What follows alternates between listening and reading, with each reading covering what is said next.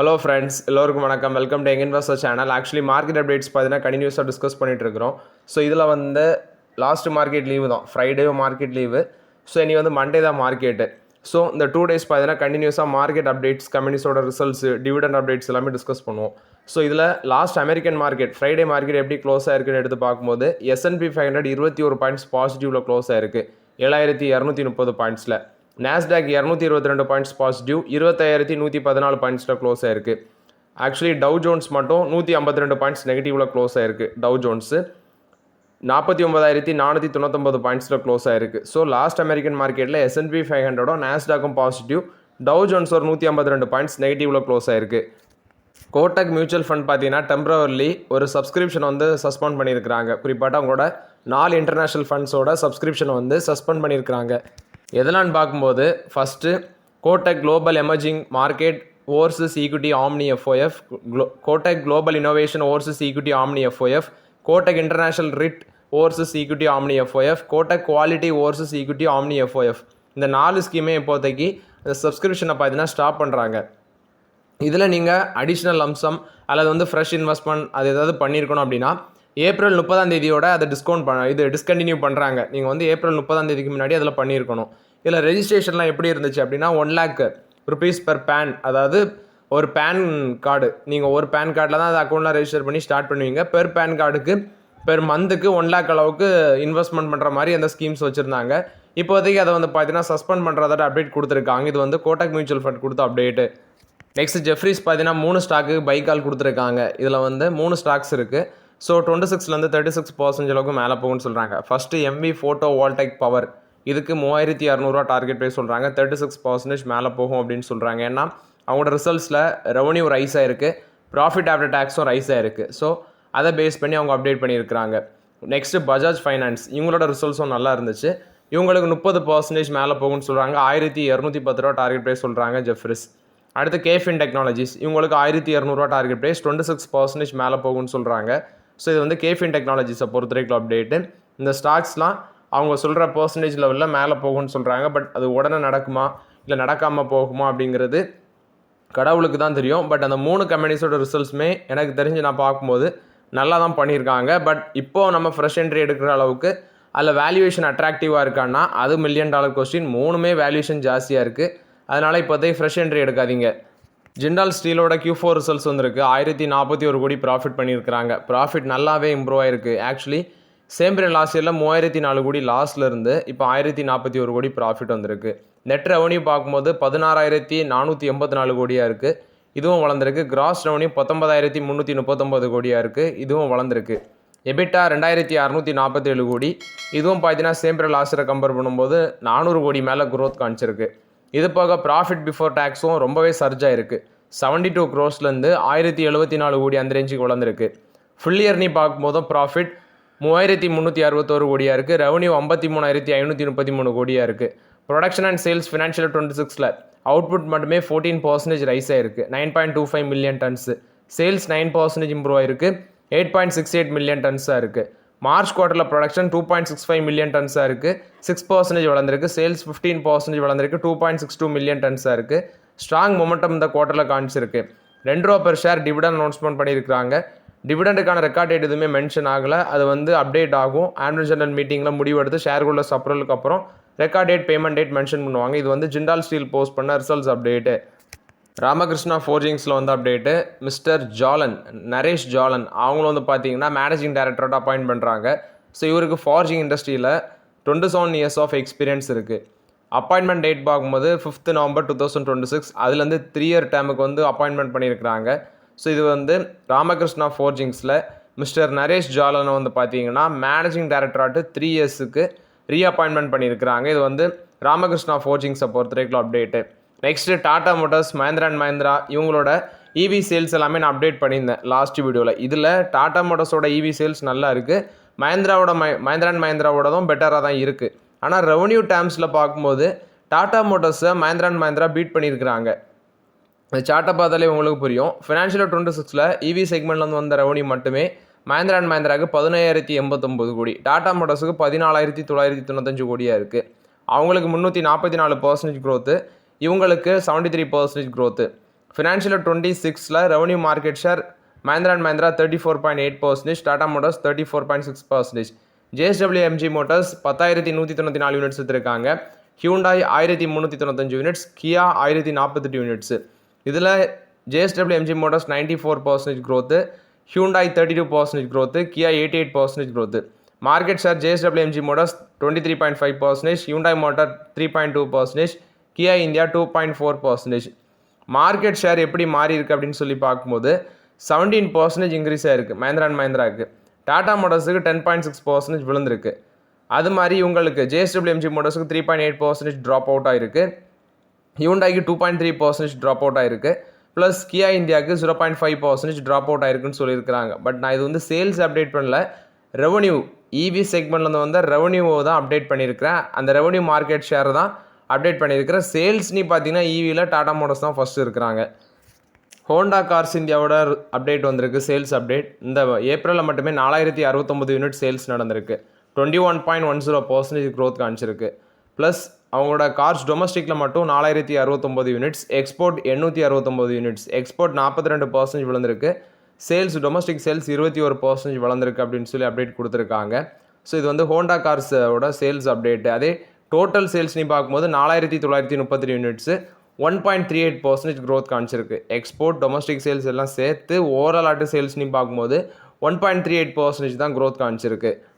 Next பார்த்தீங்கன்னா இந்த two wheeler இவி சேல்ஸை பற்றி பார்க்கலாம். ஸோ இதில் வந்து இயர் ஆனர் பேசிஸில் சில கம்பெனிஸோட சேல்ஸ் இன்க்ரீஸ் ஆகிருந்தாலும், ஆனால் இது மந்த் ஆன் மந்த் பேசிஸில் பார்க்கும்போது சேல்ஸ் பார்த்தீங்கன்னா அடி வாங்கியிருக்கு. இப்போ டிவிஎஸ் மோட்டார் 37,661 யூனிட்ஸ் பார்க்கும்போது இந்த ஏப்ரலில் விற்றுருக்குறாங்க, ஏப்ரல் 2026 விற்றுருக்குறாங்க. அதே அவங்களோட சேல்ஸ் பார்க்கும்போது 24% விழுந்திருக்கு, மார்ச்சை கம்பேர் பண்ணும்போது 24% விழுந்திருக்கு. ஆனால் இயர் ஆனர் பேசிஸில் 96% வளர்ந்துருக்கு. அடுத்து பஜாஜ் ஆட்டோ 32,883 யூனிட்ஸ் விற்றுருக்காங்க. அதுவும் பார்த்தீங்கன்னா பஜாஜ் ஆட்டோவோட மந்த் ஆன் மந்த் பேஸில் கம்பேர் பண்ணும்போது 29% விழுந்திருக்கு. ஆனால் இயர் ஆனர் பேஸில் 72% வளர்ந்துருக்கு. டிவிஎஸ்க்கு மார்க்கெட் ஷேர் 25.33%லேருந்து 24% குறைஞ்சிருக்கு. ஸோ ஃபஸ்ட்டு அவங்க தான் இருக்கிறாங்க மார்க்கெட் ஷேரில், ரெண்டாவது பஜாஜ் ஆட்டோ இருக்கிறாங்க. ஓலா எலக்ட்ரிக்கோட சேல்ஸ் நீ பார்க்கும்போது 12,166 யூனிட்ஸ், இயர் ஆனர் பேசிஸில் 39% சேல்ஸ் ட்ராப் ஆகிருக்கு. ஆனால் மந்த் ஆன் மந்த் பேசிஸில் மார்ச்சை கம்பேர் பண்ணும்போது மார்ச்சில் 5.4% இருந்த மார்க்கெட் ஷேர் இப்போ 8.18% இம்ப்ரூவ் ஆகிருக்குன்னு சொல்லியிருக்கிறாங்க. மேபி ஷேர் ப்ரைஸ் மேலே போகிறதுக்கு இதுவும் ஒரு முக்கிய ரீசன் நினைக்கிறேன். அடுத்து ஏத்தர் எனர்ஜி 27,024 யூனிட்ஸ் விற்றுருக்காங்க, 103% இயர் ஆனர் பேஸில் வளர்ந்துருக்கு. ஆனால் மார்ச்சை கம்பேர் பண்ணும்போது 25% விழுந்திருக்கு. ஹீரோ மோட்டார் காப் பார்க்கும்போது 4th பொசிஷனில் இருக்கிறாங்க. இவங்களோட சேல்ஸ் மார்ச்சை கம்பேர் பண்ணும்போது 29% ட்ராப் ஆகிருக்கு, 15,230 யூனிட்ஸ் விற்றுருக்காங்க. ஆனால் இயர் ஆனர் பேஸில் 148% வளர்ந்துருக்கு. கிரீவ்ஸ் எலக்ட்ரிக் மொபிலிட்டி 6,884 யூனிட்ஸ் விற்றுருக்காங்க, மார்ச்சை கம்பேர் பண்ணும்போது 13% ட்ராப் ஆகிருக்கு. பட் இயர் ஆனர் பேஸில் 72% வளர்ந்துருக்கு. இது போக River Mobility, BGauss Auto, Simple Energy, Bounce Electric இவங்களும் ஒரு டீசன்ட் நம்பர் ஆஃப் சேல்ஸ் வந்து பண்ணியிருக்கிறாங்க. பட் டாப் பொசிஷனில் இருக்கிறது டிவிஎஸ் மோட்டார், அடுத்து பஜாஜ் ஆட்டோ, அதுக்கு அடுத்தபடியாட்டி Ather Energy, Hero Motor Corp, Ola Electric, Greaves Electric Mobility, River Mobility, BGauss Auto, Simple Energy, Bounce Electric இவங்க பொசிஷன் வைஸ் இருக்கிறாங்க. இதில் TVS Motor and Bajaj Auto top, ஹீரோவும் ஏத்தரும் ஒன்று சேர்ந்தாங்க அப்படின்னா அவங்க ஃபஸ்ட்டு பொசிஷன் வந்துடுவாங்க. ஓலா எலக்ட்ரிக் இந்த மாதம் ஏதோ பார்த்தீங்கன்னா சேல்ஸ் இன்க்ரீஸ் ஆகிருக்கு, பட் அது கண்டினியூ ஆகுமா அப்படிங்கிறது எனக்கு தெரியல. ஸோ இது வந்து இவி டூ வீலர் சேல்ஸை பொறுத்த வரைக்கும் அப்டேட்டு. ராமகிருஷ்ணா ஃபோர்ஜிங்ஸோட Q4 ரிசல்ட்ஸ் வந்திருக்கு. இந்த குவார்ட்டரில் ப்ராஃபிட் 72% விழுந்திருக்கு, 56 கோடியாக கம்மியாக இருக்குது. ரெவன்யூ ஃப்ரம் ஆப்ரேஷன் 28.5% வளர்ந்துருக்கு, 1,216 கோடி. எபிட்டா 208 கோடியாக இருக்குது, இது டபுளாக இருக்குது. மார்ஜின் 10.4%லேருந்து 17.1% இம்ப்ரூவ் ஆயிருக்கு. இது போக 594 கோடி ஒர்த் ஆஃப் நியூ ஆர்டர் வந்து பார்த்தீங்கன்னா அவங்க வின் பண்ணியிருக்கிறாங்க. ஸோ ஆட்டோமோட்டிவ் செக்மெண்ட்லேருந்து மட்டும் 56%, நான் ஆட்டோமோட்டிவ் பிஸ்னஸில் 44% இருக்குது. இது போக 323 கோடி ஒர்த் ஆஃப் ஆர்டர் வந்து கமர்ஷியல் வெஹிக்கிள் செக்மெண்ட்லேருந்து வந்திருக்கு, 11 கோடி வந்து எலக்ட்ரிக் வெஹிக்கிள் செக்மெண்ட்லேருந்து வந்திருக்கு. நான் ஆட்டோ எனர்ஜி செக்மெண்ட்டில் 258 கோடி பார்த்தீங்கன்னா ஆர்டர் இன்ஃப்ளோ ஆயிருக்கு. அதாவது நான் ஆட்டோவில் 258 கோடி, எனர்ஜி செக்மெண்ட்டில் 260 கோடி ஒர்த் ஆஃப் ஆர்டர் இன்ஃப்ளோ ஆயிருக்குன்னு சொல்லியிருக்கிறாங்க. இது ராமகிருஷ்ணா ஃபோர்ஜிங்ஸ் போஸ்ட் பண்ண ரிசல்ட்ஸ் அப்டேட்டு. நெக்ஸ்ட்டு கேஸ், குறிப்பாக 19 kg கமர்ஷியல் எல்பிஜியோட ப்ரைஸ் பார்த்தீங்கன்னா 993 ரூபா இன்க்ரீஸ் பண்ணியிருக்கிறாங்க. ஸோ இது வந்து February 28 அப்புறம் 3 மடங்கு இன்க்ரீஸ் ஆயிருக்கு. குறிப்பாக இந்த ஈரான் வார் ஸ்டார்ட் ஆனதுலேருந்து ஃபர்ஸ்ட் ஒரு 144, அடுத்து ஒரு ரூ. 200, இப்போ ரூ. 993. டொமஸ்டிக் எல்பிஜி வந்து அன்சேஞ்சாக தான் வச்சுருக்காங்க. பெட்ரோல் டீசலில் எந்த வித சேஞ்சும் கிடையாது. ஏவியேஷன் டர்பைன் ஃபியூல் ப்ரைஸஸும் டொமஸ்டிக் ஏர்லைன்ஸுக்கு அன்சேஞ்சாக தான் வச்சுருக்காங்க. இது போக export duty, aviation turbine fuel, diesel இதுக்கு வந்து பார்த்தீங்கன்னா எக்ஸ்போர்ட் டியூட்டி வந்து கம்மி பண்ணியிருக்கிறாங்க. ரூ. 23 per லிட்டர் வந்து செட் பண்ணியிருக்கிறாங்க டீசலுக்கு. ஏவியேஷன் டர்பைன் ஃபியூலுக்கு வந்து ரூ. 33 per லிட்டர் வச்சுருக்கிறாங்க. பட் April 11 என்ன இருந்துச்சு, டீசல் எக்ஸ்போர்ட்டுக்கு வந்து 55.5 rupees per லிட்டர் இருந்துச்சு. அது ஏவியேஷன் டர்பைன் ஃபியூலுக்கு 42 rupees per லிட்டர் இருந்துச்சு. ஸோ அதை வந்து இப்போ கொஞ்சம் ட்ரிம் பண்ணியிருக்கிறாங்க கவர்மெண்ட்டு.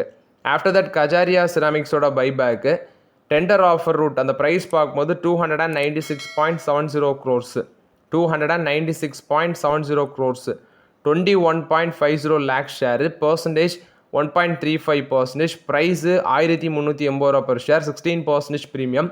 ரெக்கார்ட் டேட் இனிதான் அப்டேட் பண்ணுவாங்க. ஏசிசியோட ரிசல்ட்ஸ் வந்திருக்கு. நெட் ப்ராஃபிட் 68% காலி இந்த குவார்ட்டரில், 238 கோடியாக இருக்குது. ரெவன்யூ ஃப்ரம் ஆப்ரேஷன் ஒரு 17% இன்க்ரீஸ் ஆகிருக்கு, 7124 கோடி. எக்ஸ்பென்சஸ் 22% வளர்ந்துருக்கு, 6826 கோடியாக இருக்குது. இது போக ஹையஸ்ட் அவர் குவார்ட்டர்லி சேல்ஸு 11.9 million tons தான் இருக்குது.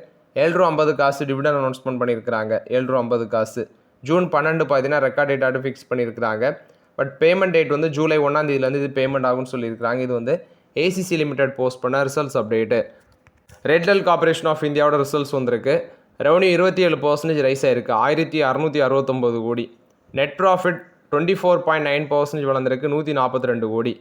எபிட்டா 29.5% வளர்ந்துருக்கு, 233 கோடி. மார்ஜின் 13.9% இருக்குது. ₹1.25 டிவிடன் அனௌன்ஸ்மெண்ட் பண்ணியிருக்கிறாங்க. எவர் ரெடி இண்டஸ்ட்ரீஸோட ரிசல்ட்ஸ் வந்திருக்கு. ப்ராஃபிட் 142 கோடி. ரெவன்யூ 9.4% வளர்ந்துருக்கு, 327 கோடியாக இருக்குது. எபிட்டா பார்க்கும்போது 28 கோடியாக இருக்குது, 9.4% வளர்ந்துருக்கு. மார்ஜின் 8.6%லேருந்து அதுவும் இப்போ அன்ஸ்டேபிள், இது ஸ்டேபிளாக இருக்குது, 8.6% இருக்குது. ₹2.50 டிவிடன் அனௌன்ஸ்மெண்ட் பண்ணியிருக்கிறாங்க. நியூஜென் சாஃப்ட்வேர் ரிசல்ட்ஸ் அப்டேட் பண்ணியிருந்தேன். ஸோ அவங்க ₹6 டிவிடன் அனௌன்ஸ்மெண்ட் பண்ணியிருந்தாங்க. அதுக்கான ரெக்கார்ட் டேட் பார்த்தீங்கன்னா ஜூலை 17 ஃபிக்ஸ் பண்ணியிருக்கிறாங்க. நியூஜென் சாஃப்ட்வேர் ₹6 டிவிடன் அனௌன்ஸ்மெண்ட் பண்ணியிருந்தாங்க. ஸோ அதுக்கான ரெக்கார்ட் டேட் வந்து ஜூலை 17 அப்டேட் பண்ணியிருக்கிறாங்க. இது வந்து நியூஜென் சாஃப்ட்வேரை பொறுத்த வரைக்கும் அப்டேட்டு. நெக்ஸ்ட்டு ஃபாரின் இன்வெஸ்டர்ஸ் நம்ம மார்க்கெட்டில் குறிப்பாட்டு ஏப்ரலில் மட்டும் 60,847 கோடி வெளியே எடுத்துகிட்டு நமக்கு டாட்டா காமிச்சிட்டு போயிருக்காங்க. இதில் ஏப்ரலில் மட்டும் 60,847 கோடி. எஃபிஐயோட அவுட்ஃப்ளோ 2026 மட்டும் ஜஸ்ட் 4 monthsல 1.92 lakh crore இருக்குது, ஜஸ்ட் 4 monthsல. ஆஃப்டர் செல்லிங் அதாவது ஜான்வரியில் மட்டுமே 35,962 கோடி வெளியெடுத்தாங்க. Februaryல 22,615 கோடிக்கு இன்ஃப்ளோ ஆச்சு. ஜான்வரியில் செல்லிங், Februaryல இன்ஃப்ளோ ஆச்சு. மார்ச்சில் அது ரிவர்ஸ் ஆகுது. மார்ச்சில் வந்து பார்த்தீங்கன்னா ரெக்கார்ட் வித்ராவல் 1.17 lakh crore மார்ச்சில் விற்கிறாங்க.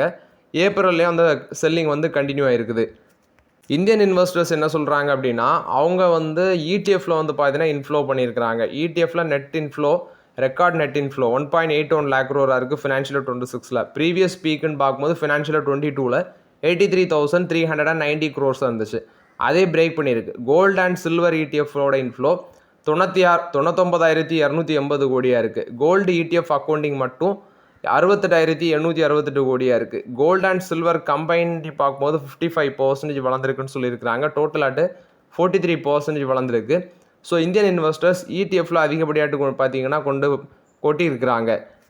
ஸோ ஓகே ஃப்ரெண்ட்ஸ், ஆக்சுவலி இந்த வீடியோவில் சில இம்பார்ட்டன்ட் அப்டேட்ஸ் எல்லாமே டிஸ்கஸ் பண்ணோம். அந்த வீடியோ உங்களுக்கு பயனுள்ளதாக இருந்துச்சுன்னா லைக் பண்ணுங்கள், சப்ஸ்கிரைப் பண்ணுங்கள், கமெண்ட் பண்ணுங்கள். Okay friends, thank you.